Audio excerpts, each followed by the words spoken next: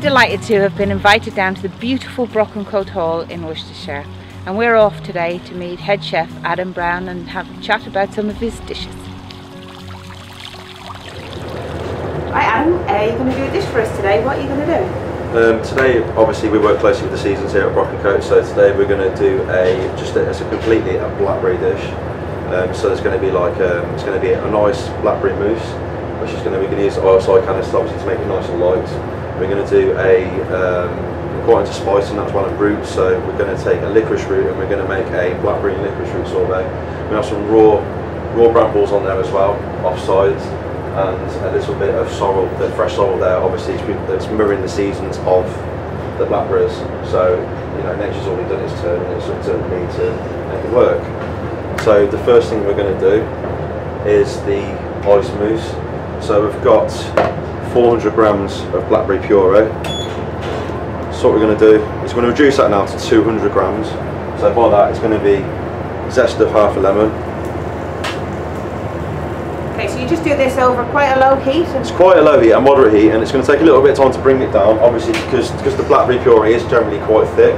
There might be a bit of pan changing, but we need to get that down because we want to intensify that flavour. And use it, basically taking off the water. And using like the huskiness and the the pith of the rind of the lemon and the lemon juice. That's going to keep that acidity. It's going to intensify that flavour. Okay. And then when we get to the end of the dish, we'll just adjust it obviously with lemon again, just to make it sort of peaks. So also when you're eating it, a lot of peaks.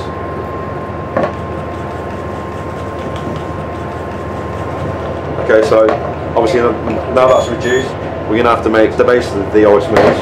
Okay. So is this just a basic pate bomb? So it's a very, very basic pate bomb. So we've got 200 grams cashew sugar, 60 grams of water.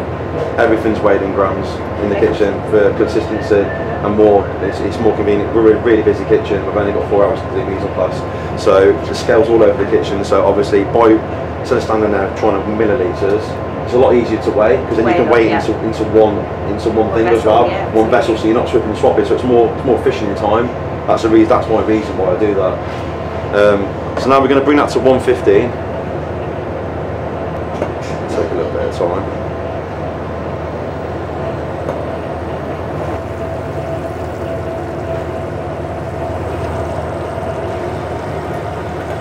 Okay, so that's gone to 115 now. So we're going to take that off. So now obviously we're taking the sugar and the water to 115, we'll set that aside and cool it really slightly. And we're going to take 220 grams of pasteurised egg yolks and we're going to whisk that until it goes pale and thick. And then what we'll do is we'll pour the hot sugar and water over that, which will in turn will cook the egg yolks out, and we'll whisk that until it cools down, and then we'll come to the finishing product. So obviously now the texture's completely changed, the eggs are pale and it's a lot thicker. So now we're going to cut the egg yolks out by pouring the hot sugar and water over the egg yolks. It's going to make a pate bomb. So just add it really, really slowly, a little bit at a time.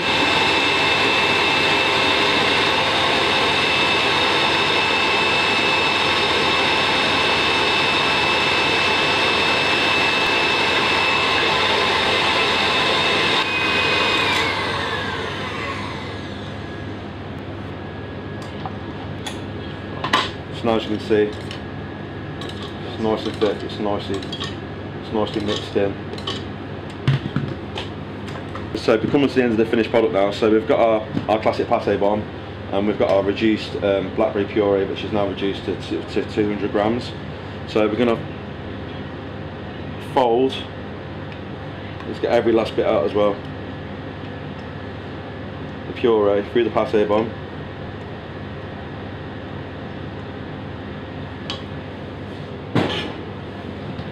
Just want to fold it in so you don't take any of the air out of it.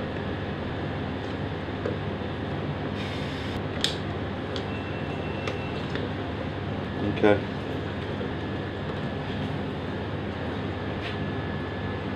So this is 300 grams of semi-whipped double cream. Okay.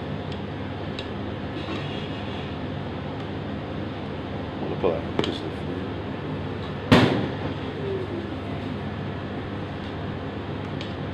5 fold that in as well.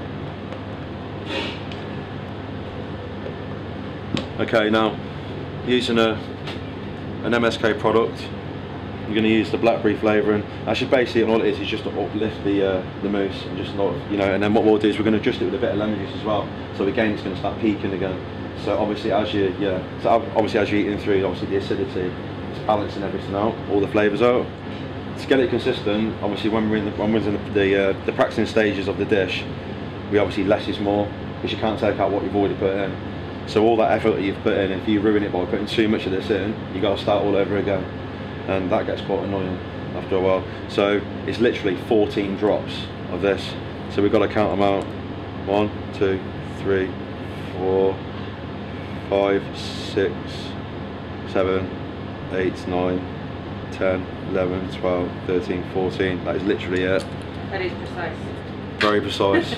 That's the lengths we go to make sure the customer gets everything that they want. Consistency and the same every single time. That's what we strive towards. End of the day, doesn't matter how many customers you're doing, whether you're doing 30 customers, 25 customers, or maybe 60 customers, it needs to be the same every single time. Then obviously, just give it a quick taste. So that's feeling a little bit flat at the moment, so what we'll now do is just lemon juice. This is acidity. It's a natural product as well. Again, less is more, we can put more in if it needs it.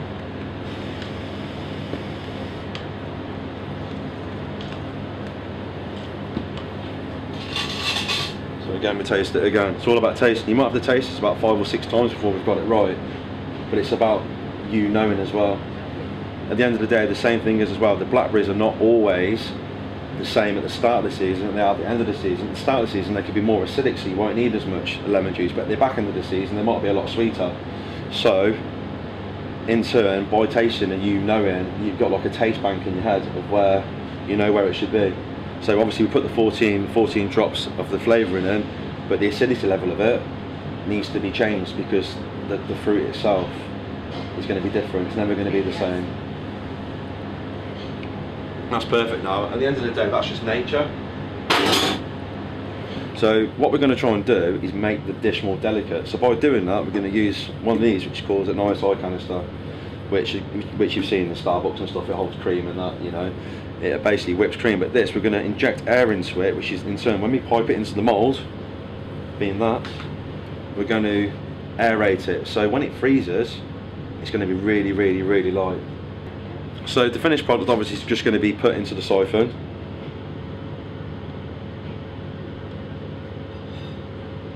Okay.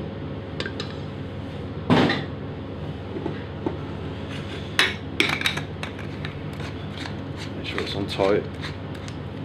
Okay, we're going to charge it twice with these bulbs. Once isn't enough, but twice gets it right. So this is the nitrous oxide. This is nitrous oxide going into it now, yeah. Give it a quick shake. So in a mould with acetate, a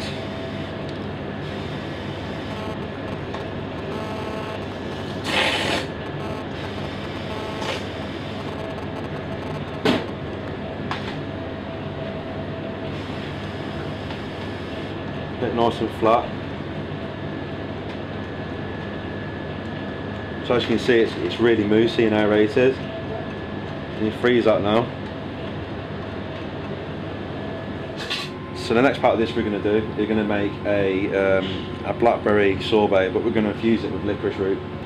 So obviously we've got half a kilo of blackberry puree again. We've got licorice root, which we've chopped up. By chopping it up, what you find is if you need the licorice root as a whole piece, as a branch, if you will, then you don't extract all that flavour. Yeah.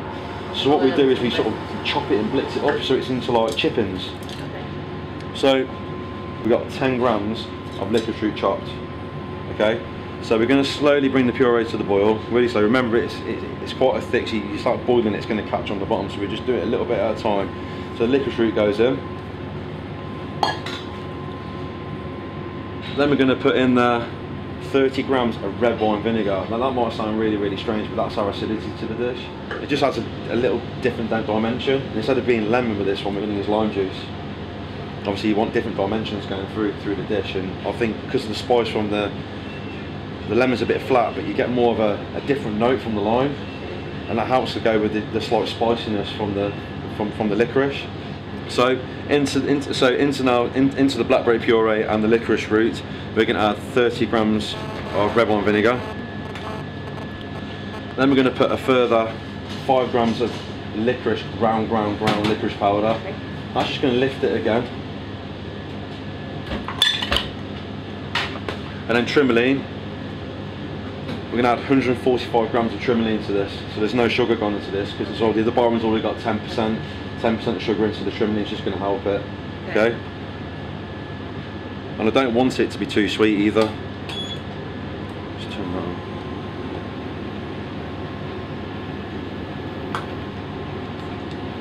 So what we're going to do is we're going to bring that to the boil now, and then right towards the end, what we're going to do is we're going to put the stabiliser in it, the MSK sorbet stabiliser, and then what we're going to do, we need to leave that then for 12 hours to infuse, and we're going to pass it through, and then we'll finishing off with the season with the lime, then we'll paco it, freeze it, and then spin it, and then that's obviously ready to serve then.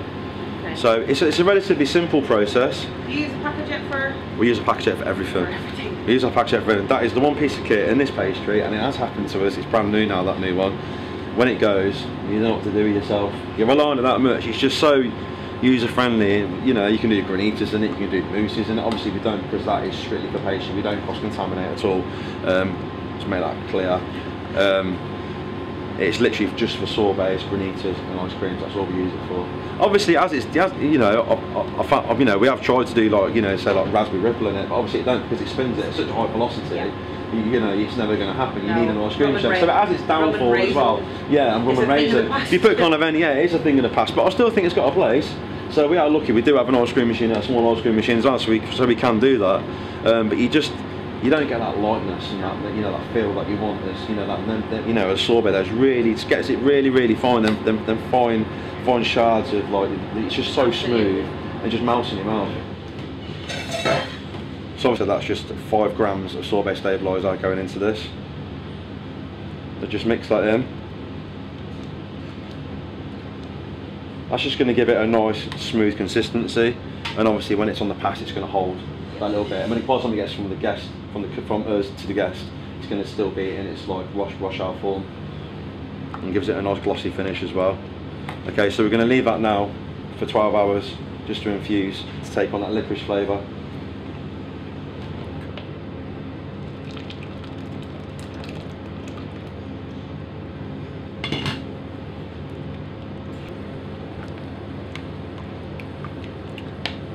So now we've just got to taste it and then finish it with the lime and then the seasoning.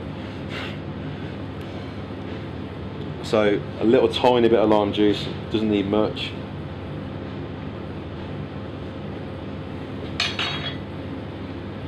Bit of a tough one. So we'll start with half first.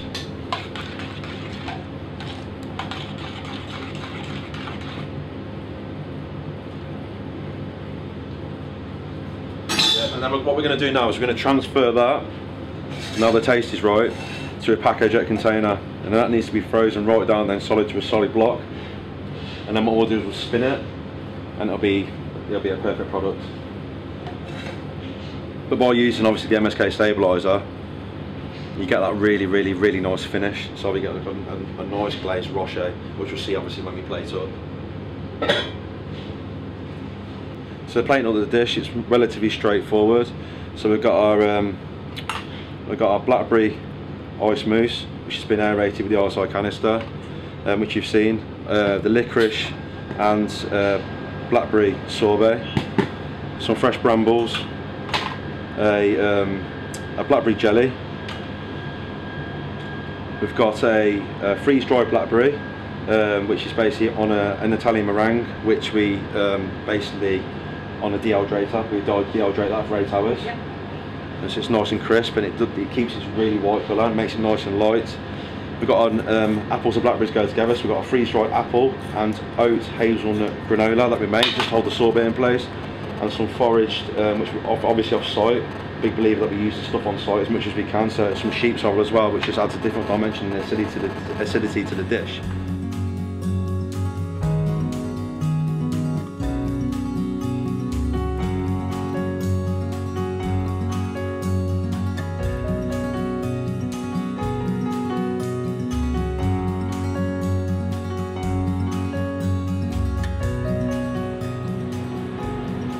So there you go. We've got a blackberry aerated mousse with fresh brambles, blackberry and licorice sorbet, and blackberry meringue.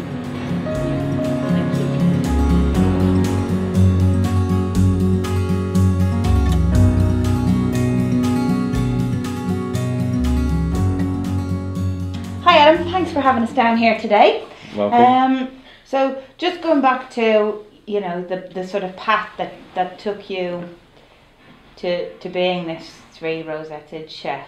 Obviously, you know, you've earned your stripes, and yeah, I'm just me. I just go to work and I do my job, and hopefully I'll do it well. And I think I've proven that we're doing it well, because the guests keep coming back. Yeah, the food in itself has evolved massively. And to be honest with you, the first year I think there was too much going on the plate. Okay. And the second year it kind of found its feet. And we come, you know, and we're into our third year now, and I truly believe that the food has completely found where it is. So you're completely comfortable. I'm more comfortable now in the food that I'm cooking than I ever have been before. And that's not saying that I was insecure about what I was doing before. It was just taking a natural progression. But the accolades aren't really the most important thing for us here. The most important thing for us here is we're feeding our guests, and our guests are happy and we're busy.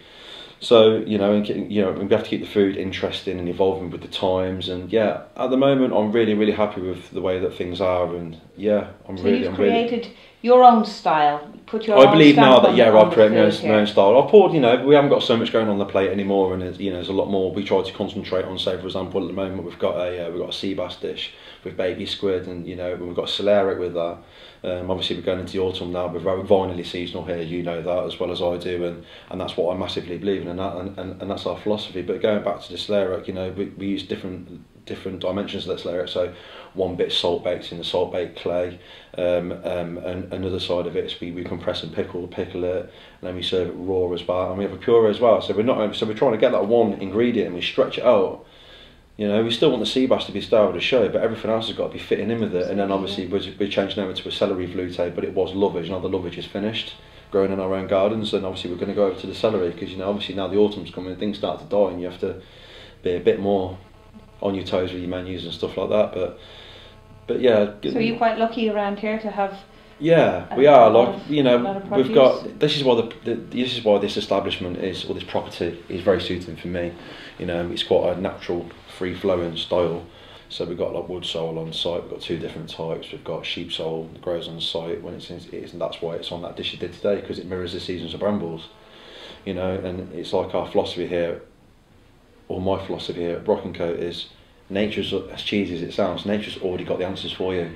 It's up to us as craftsmen to treat the ingredient with respect, and use also the best possible ingredient you can afford to use, and execute it well. And it's all about consistency as well. You know, obviously in the video we talk about consistency. If you go back to the 14 drops of flavouring, you know, we're only using it to heighten that ingredient. Indeed. Not to give it the flavour, if you get what I mean. So I need to heighten. Absolutely. So that, you know, I mean, that's what it is. It's an enhancer. It's an enhancer. It's not there to be, you know, people can get carried away with these products, and you know, but they're only there to help you and lift and make the product better. Absolutely. But yeah, but consistency for us over the last year has been our focus and where we need to push to, and make the product as consistent as possible, which in turn gives the guest the same every single time. And that's what we're striving to do. That's the difficult bit. So. And going back to this, you know, obviously we all know that at this level you're doing long hours. You know, it is a hard graft, and sometimes it's a little bit hard to find where your next inspiration's coming from. Where are you finding that you're getting your influences from? I get my influences from nature. What interests me is looking out the window and seeing the seasons change. And as soon as you see them leaves turn, then it's time to make the changes. Keeping an eye on the weather, having a walk around. You know, like this year, the brambles have started earlier by nearly a month and a half, maybe 2 months, and that's down to we haven't had loads of rain. We've had a lot of sunshine and a little amount of rain, but it's all happened how it should be. It's all like cycles as well. Every year is completely different, and that's what makes it exciting as well. You know, and it's working with your suppliers as well, and like, you know, speaking to your suppliers, and they're giving you information. I'll ring them and say, so what's coming in? What's coming in? Every week I'm pestering them. I must annoy them. So then I'll be in touch with my gardener, and our gardener was saying, I want you to grow me some turnip shoots. I want you to grow me baby cabanero. Yeah, so you're giving all the different elements on the dish. But it's all about working as a team as well. It's not just about me, and I'll try and influence the guys into giving me stuff as well. I'll say, right, we've got this, this, and this. You go away, and by the end of the week, I want you to come up and say what you want to do, and then I'll work on that with them. So there's progression for them as well. And we've gone past that, the day and age where we're all secretive and we hide things from each other. It's all about all communicating, you know, with all your different peers and all your different, and all the other chefs in the industry you speak to. We all speak to each other. Believe it or not, we might be spread all over the country, but we all know what we're all doing.